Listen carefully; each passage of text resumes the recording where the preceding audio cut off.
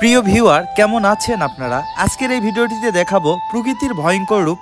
মজা করেছি এমন কিছু মুহূর্ত, আর এইটা কিন্তু সম্পূর্ণ আমার গ্রামের মানুষজন, মাইন্ডে কেউ নেবেন না। তো চলেন এই মজার মুহূর্তের ভিডিও ক্লিপসগুলো আপনাদের মাঝে শেয়ার করা যাক।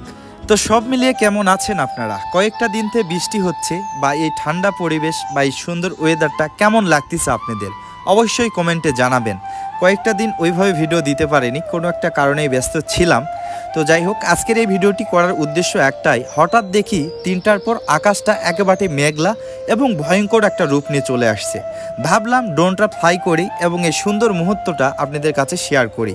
যদিও দেখতে সুন্দর লাগলেও এর পিছনে অনেক ভয়ঙ্কর একটা রূপ আছে। আজকের এই ভিডিওটি শুধু ভালো লাগা বা বিনোদন দেওয়ার জন্য নয়, এই ভালো ওয়েদারের পিছনেও অনেক ভয়ঙ্কর রূপ থাকে। তা হলো বজ্রপাত। বজ্রপাতের সময় কখনোই বাইরে বা খোলা জায়গায় থাকা উচিত নয়। খোলা ও উঁচু জায়গায় বজ্রপাত হওয়ার সম্ভাবনা সবচেয়ে বেশি থাকে। তাই এমন অবস্থা দেখা দিলে খোলা বা উঁচু স্থান থেকে সরে নিরাপদ কোনো স্থানে আশ্রয় নেওয়াই ভালো। বজ্রপাতের ফলে এক বিশাল পরিমাণে শক্তি উৎপন্ন হয়। মেঘ থেকে ভূমিতে হওয়া একটি সাধারণ বজ্রপাতে প্রায় 1 বিলিয়ন জুল শক্তি উৎপন্ন হয়। একটি সাধারণ বজ্রপাতের ফ্লাশ প্রায় 300 মিলিয়ন ভোল্ট এবং 30,000 এম্পিয়ারের বিদ্যুৎ উৎপন্ন করে। সাধারণ বাসা বাড়িতে যেখানে আমরা 220 ভোল্ট বিদ্যুৎ ব্যবহার করে থাকি, তাহলে একটাবার ভেবে দেখুন একটা বজ্রপাতের ভোল্ট কত বেশি। আর এইরকম একটা বজ্রপাত যদি আমাদের উপর পড়ে তাহলে আমাদের কি অবস্থা হতে পারে। তাই সবার উদ্দেশ্যে একটা কথাই বলবো, মেঘলা আকাশ দেখলে অবশ্যই নিরাপদ কোনো স্থানে আশ্রয় নিতে হবে, কারণ এই নিরাপদ স্থানে আশ্রয় নিলেই আমরা এই বজ্রপাত থেকে রক্ষা পাবো। এতক্ষণ তো আপনাদেরকে প্রকৃতি নিয়ে অনেক কথাই শোনালাম, চলুন এবার মজার কিছু ভিডিও ক্লিপস দেখা যাক। বর্তমান গ্রামে ধান কাটার সিজন চলতেছে, আর এই ধান কাটার সিজনের সময় এই বৃষ্টির ওয়েদারটা আমাদের গ্রামের মানুষদের কাছে আসলেই অনেক কষ্টকর একটা বিষয়। তো স্ক্রিনে যাকে ধান তুলতে দেখতে পারতেছেন সম্পর্কে উনি আমার দাদি হচ্ছে। তো ওনার পিছনে ড্রোন উঠতেছে, এটা উনি দেখেনি। হঠাৎ ড্রোনটা দেখার পর ওনার রিয়াকশানটা আসলে দেখার মতো ছিল।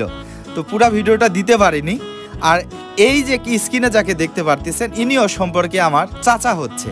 তো ইনিও ড্রোন কোনোদিন দেখেনি। হঠাৎ ড্রোন দেখার পর ড্রোনের দিকে এক ধ্যানে চেয়েছিল আর কি যেন বলতেছিল। ওনার এই বলা দেখে আমি স্ক্রিনে দেখতেছিলাম আর হাসতেছিলাম। তো চাচার পিছন আমি আর ছাড়তেছি না, দেখে উনি কি করে। আসলে একটু ভয়ও পাচ্ছিল যে এটা কি উঠতেছে আমার মাথার উপরে। তো উনি আসলে কাজে ব্যস্ত, তাই ওনার সাথে আর বেশি মজা করলাম না। নেক্সট টাইম আপনাদেরকে এইরকম একটা বিনোদন দেওয়ার মতো একটা ভিডিও আপনাদেরকে দিব। যদিও উনি কাজে ব্যস্ত দেখে ওনাকে আর বিরক্ত করলাম না, চলে আসলাম ওখান থেকে আরেকটা সাইটে। বর্তমান স্ক্রিনে ছোট বাচ্চাকে নিয়ে জায়গায় যাইতে দেখতেছেন, ইনি আমার গ্রাম সম্পর্কে ফুফাতো ভাই। তো ভাই বুঝতে পারেনি ড্রোন ছিল। ওনার মেয়ে হঠাৎ আসলে আকাশে ওড়াই ছোট্ট জিনিসটা দেখে ভয়ে দৌড় দেয় বাবার কাছে।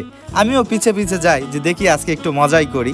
তো ছোট বাবুটা দৌড়ে যা বাবার কোলে ওঠে, আর এই মুহূর্তটা আসলে আমাকে অনেক ভালো লাগে। তো কোলে ওঠার পর বাবা মেয়ের হাসিটা দেখে আসলেই আমি অনেক খুশি হয়েছিলাম।